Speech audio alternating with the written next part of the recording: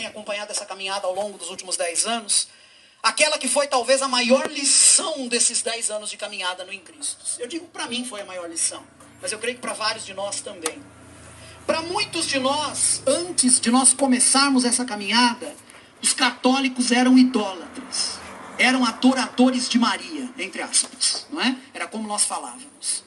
Era assim que muitos de nós víamos os nossos irmãos. A tal ponto que para muitos de nós era impensável chamar os católicos de irmãos.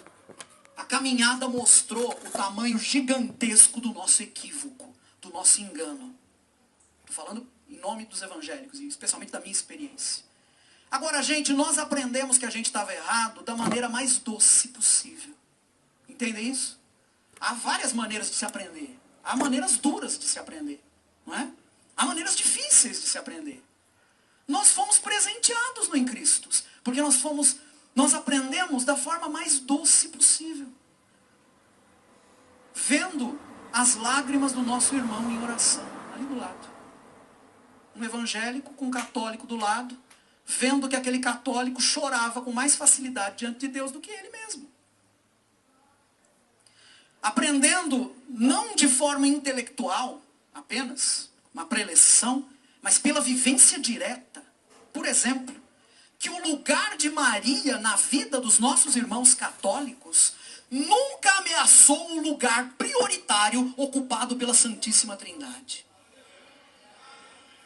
Vendo que Maria funciona para os nossos irmãos católicos exatamente naquele papel que o Evangelho atribui a ela, que é o papel de dizer aos homens, apontando para Jesus, como diz João capítulo 2, versículo 5, fazei tudo o que ele vos disser. Esse é o papel de Maria.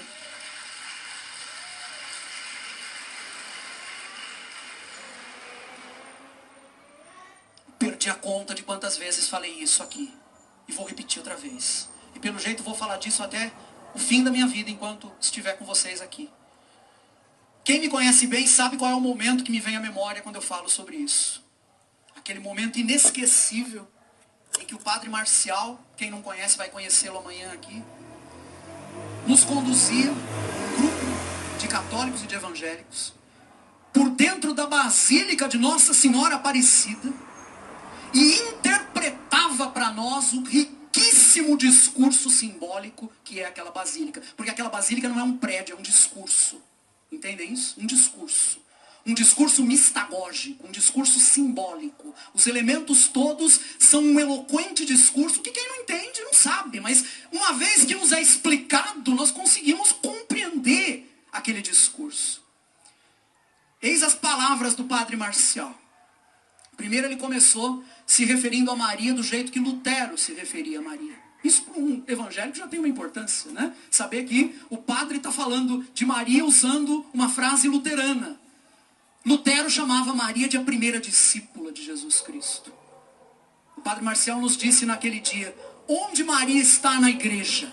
Imagina, gente, quem conhece a Basílica de Aparecida vai imaginar, nós estamos dentro da Basílica. O novato aqui que nunca tinha entrado lá, procura para todos os cantos onde é que estava a imagem de Aparecida. E não via, não achava em lugar nenhum. Na minha concepção, ela estava no altar. Eu olho lá, o altar no centro da basílica, vazio, uma cruz vazada, pendurada em cima do altar. Eu queria saber onde é que estava a imagem de Nossa Senhora Aparecida. E o Padre Marcial responde, onde Maria está na igreja?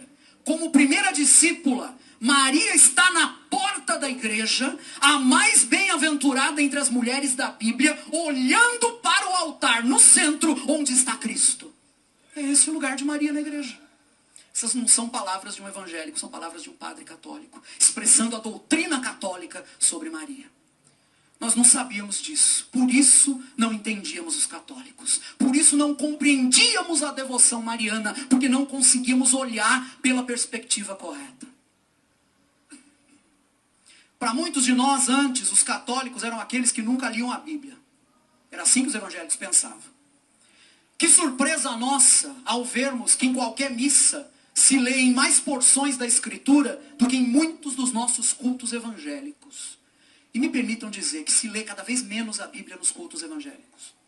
Às vezes até mesmo nas pregações a Bíblia não é lida. Que surpresa a minha ao ver como os salmos estão presentes nas orações litúrgicas, em especial na liturgia das horas, que eu passei a orar. Eu oro salmos na liturgia das horas. Como aconteceu comigo, muita gente teve que renunciar à concepção que tinha, totalmente errada, de que os católicos não davam importância à Bíblia. Queridos, mudar o nosso olhar sobre o outro é sem dúvida um grande desafio. Repasse esse vídeo para que todos possam saber que Nossa Senhora também tem o poder de tocar nos corações mais difíceis.